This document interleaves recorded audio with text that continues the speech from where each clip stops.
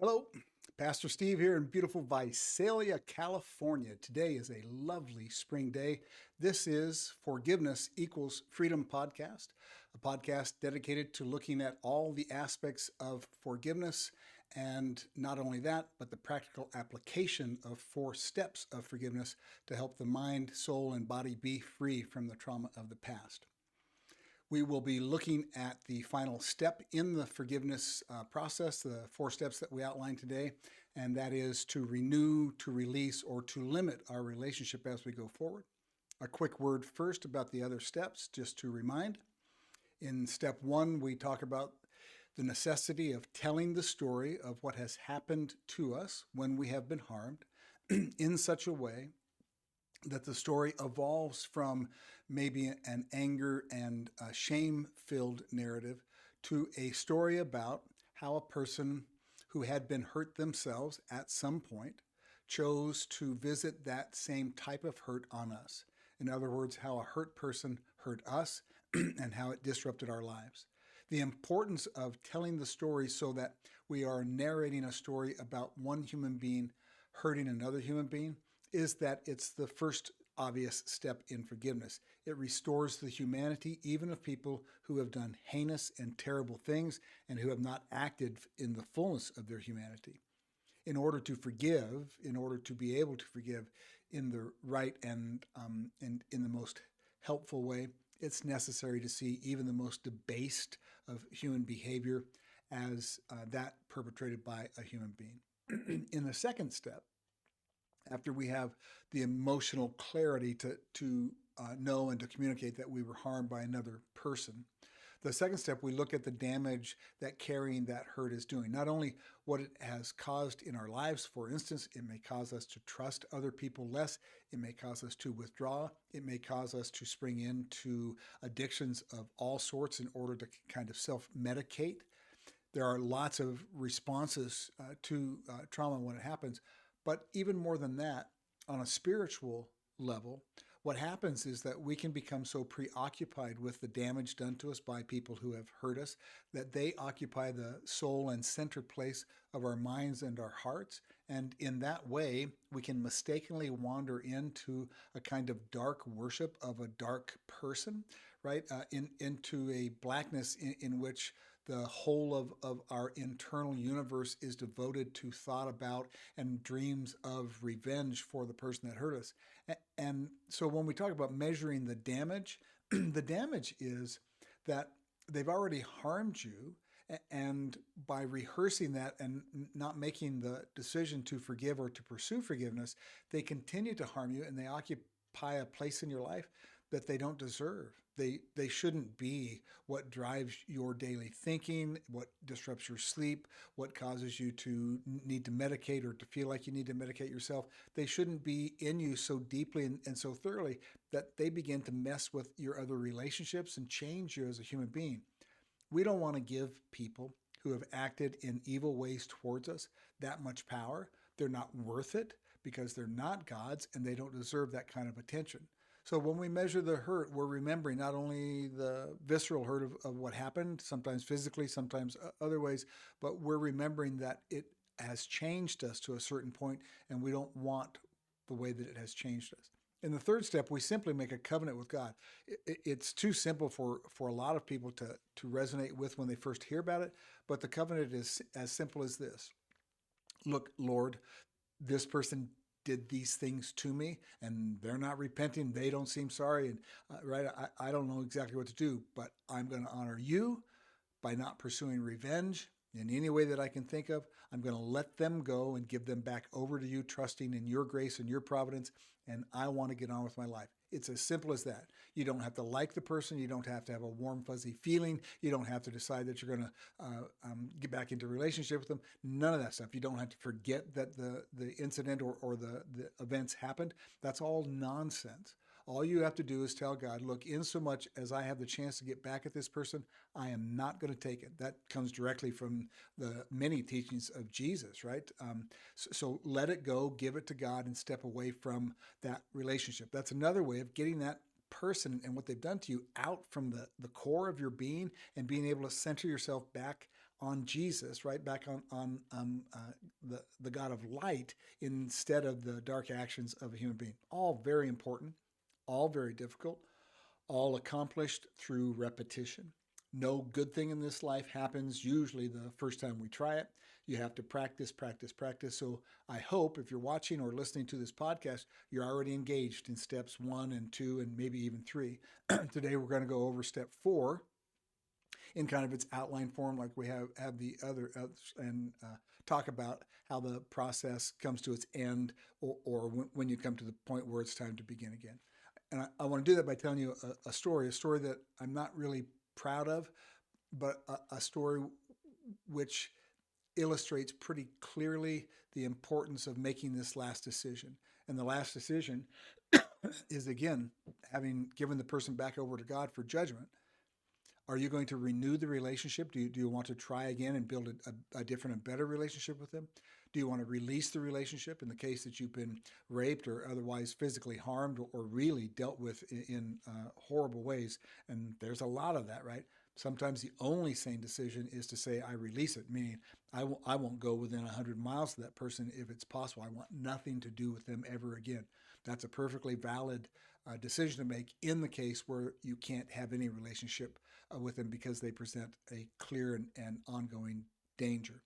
The third is to set the limits that you will have in your relationship. And the easiest way to think about that is just look, in the case of divorce or even the case of falling out between a child and a parent, you're going to see the other person at family events, at funerals and weddings and occasional holidays. And so the contact will be limited. And what you're really deciding in the limit part of this equation is how you're going to be in the times that you encounter them. And if you have watched all the podcasts, then you know that my recommendation would be that you be like a gray rock, that you gray rock in those relationships and don't really give yourself over to them. Be polite, be gracious, but be distant internally and externally as much as you can. Now, here's the story that illustrates for me a new truth that I never would have come to.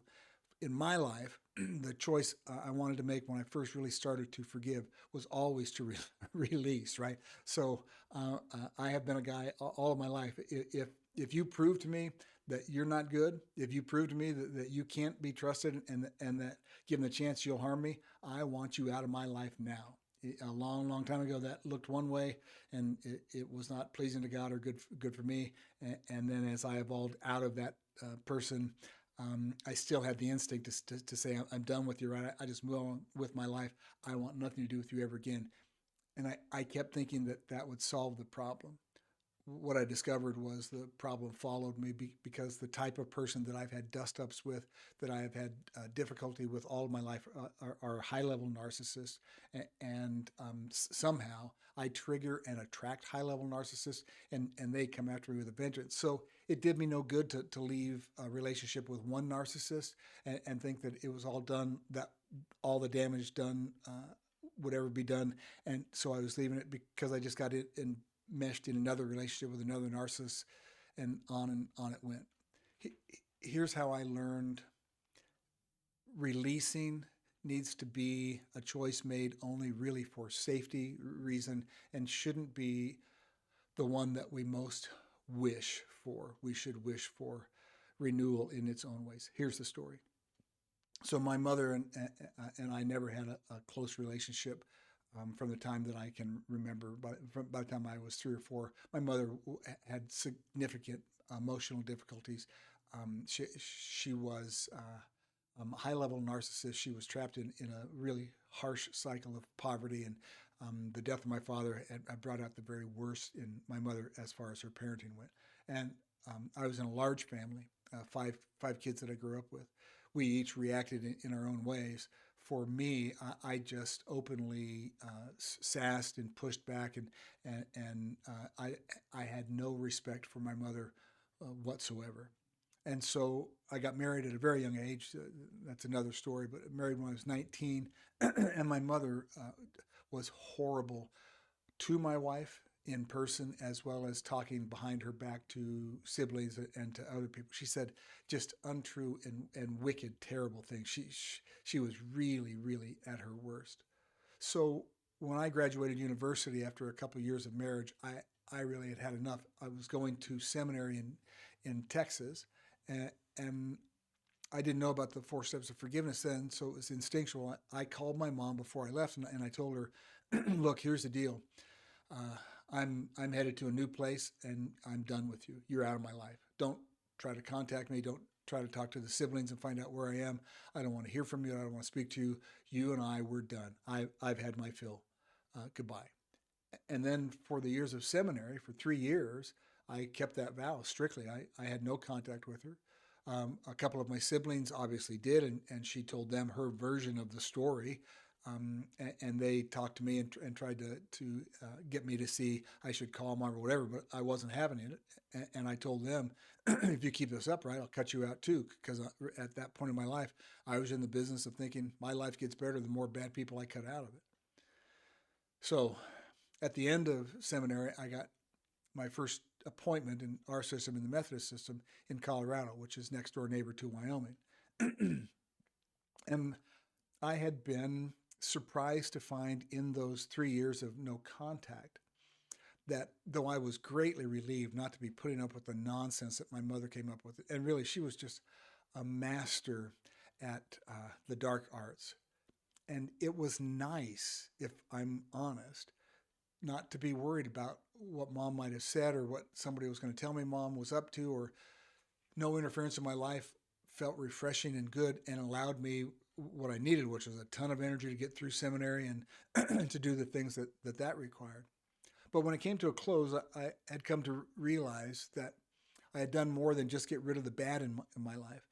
I had lost touch with home, with where I'm from, with the center of my life at that time, right? I think we all feel that way about some place or maybe even some person. And I had come to understand that in getting rid of mom, I had solved a lot of problems, I thought, but I had caused some others, which was a feeling of being disconnected, a feeling that my life had no tether to it. It's hard to describe. Probably a lot of you who listen to the podcast will have had a similar experience. And so I made the decision at that time to try to establish contact with my mom, but I was very clear with her when I finally contacted her what that would mean. And what I told my mother was, here are a couple rules that I have. The first is, I don't ever want to hear a negative word out of you about my wife.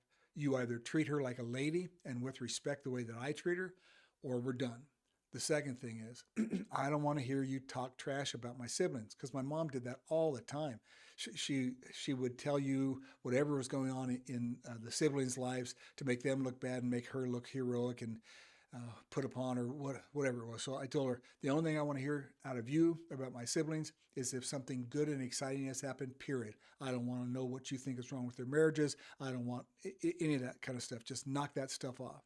And the third thing I told her was I would like to come home to the physical environment of Casper, to your home, and see you again. But we have to work on how to relate to one another. My mom agreed to all of those. And to my surprise, and it really was a shock, because I thought she would just be calculating how to get around the rules or waiting to set a trap for me or something. She said that she was really glad that I had called. And then for the rest of her life, which wasn't a real long time, about another 7 or 8 years, my mom fell in line with all of my requests. She treated my wife so well that they became actual friends, and they put aside their differences. And the truth, it sounds absurd, my mom loved me, but she liked my wife a lot more than she liked me. And when I look back, I would have too. My wife forgave her. I never really did while she was alive, and was much more pleasant company for her. And when I was home, my mom visibly tried to figure out how to talk to me without the old habits and the old triggers coming into play. And I never heard anything from her about my siblings except for positives, which was a beautiful thing, because I learned she really did see the good side of her children and their lives. She just had to force her to talk about it because she was so good at talking about the rest of the things. I didn't forgive my mom because I didn't know about the 4 steps of forgiveness. I wasn't consciously trying to figure that out. I just wanted a way back home, a way back into the emotional and spiritual place where I felt like I came from, where I somehow belonged. On the morning that my mother died, my brother and Casper called to tell me the news. And when he said, "Steve, Mom died of a heart attack," without my having time to think about it and form a response, I involuntarily said out loud, "Oh my God, then it's too late." And at the time, I wasn't sure what I was talking about because I had had a much better relationship with my mother. I realize now that it was almost my soul speaking, and my soul was saying, it's too late to share the fruits of genuine forgiveness in our relationship with her. What I learned in that experience really came back to inform the way that I approached forgiveness once I was broken by my own hardness of heart and realized there was no way out of the life I had created except for to learn to forgive. And what I had learned is it's far better and richer to figure out a way to begin the process of renewing a relationship, setting boundaries and doing healthy things like that, even with an unhealthy person. Those are important things. But it's a richer, fuller experience of God's grace when instead of just writing people off and marching down the road as if it was all their fault and it'll never happen again, which is insanity. It's much fuller and informative to figure out, how can I relate to this person who I know is a danger to me? How can I enter into a relationship in which we have more health and in which we both live better toward each other than we did before? And my meditation on that in this final step is that when we make the decision to do that, even with somebody who has really harmed us, but who we think presents no great danger in the future, when we make the decision to figure out how to relate to them, to not necessarily renew, but to build a different relationship with them, we are living into and experiencing in real time the whole of the gospel. The gospel is not just a story about God loves you so much. It's a story about when you are ready, God always makes the offer for you to begin to relate to God in a new and healthier and better way. And the primary proving ground of that, or the testing ground, or the place where you learn how to do it, is in your relationships with other people. Jesus says innumerable times in the New Testament, as you forgive other people, so you will be forgiven. Well, that turns out to be quite literally true.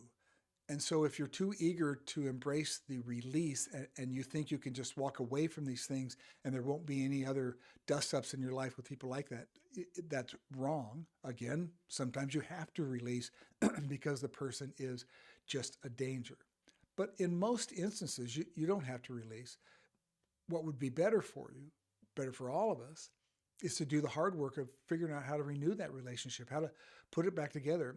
In doing that, in working hard and earnestly at trying to form something healthy in the place of something that had been broken, you really are experiencing and passing on the same fabric of love that God has wrapped you in.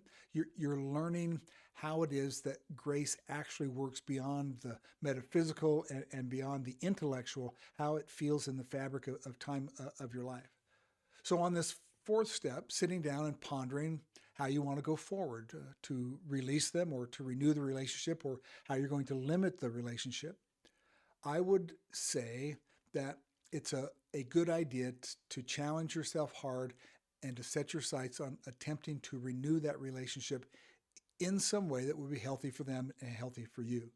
It's the hardest of the 3 choices. It's the least punitive of the 3 choices, but it also puts you in a place where, in the theory that I live by and have experienced, you open yourself up to experience more of the reality of God's love and grace in your life, because God is still and always trying to relate to us in new ways that help us to build healthier and brighter and better lives.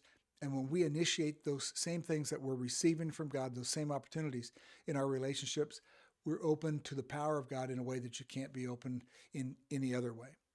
So that's step 4 in these 4 steps of forgiveness. After today, we'll do a summation video, and then we'll begin to look at stories of forgiveness and application of forgiveness and what it looks like in lots of different examples and lots of different lives. I hope to this point you found it profitable to at least be challenged and to think about these things. I realize that some of it might be repulsive to you. If you're sitting fully damaged by somebody who really has been evil in your life, and you hear me say, well, I think you ought to renew that relationship, that may just sound crass and crazy to you. Please, it's not. It's a meditation over a lifetime of lots of pain and lots of difficulty that I've come to because I understand what can be received and what you're open to when you act in those graceful ways. But it doesn't have to be done today if it seems like too much. Go back to step 1 or step 2 or reiterate step 3. Work on forgiveness. Make it your goal. Put it at the center of your life instead of the darkness and the evil that was done to you. Separate those things so that you spend your days and your nights thinking about what God has asked you to be and how God has asked you to be. And really, the minute you decide to do that, every time you think of them, you put it aside and you concentrate on them only in so much as you're concentrating on one of the steps of forgiveness, you'll find that immediately your emotional well-being and your spiritual well-being begin to tick up and get better and stronger. You'll experience it, I have no doubt. I commend it to you. So it's a privilege to have the ability to do this podcast. Kind of strange at my age to be doing this, but this is something that I'm passionate about. It's something that I've experienced that has changed the whole fabric of my life, the experience of just ordinary days. And it's been so powerful for me that, like any evangelist, I really want to share with you what has happened and to give you whatever guidance I can to set you on a path where the same thing can happen to you.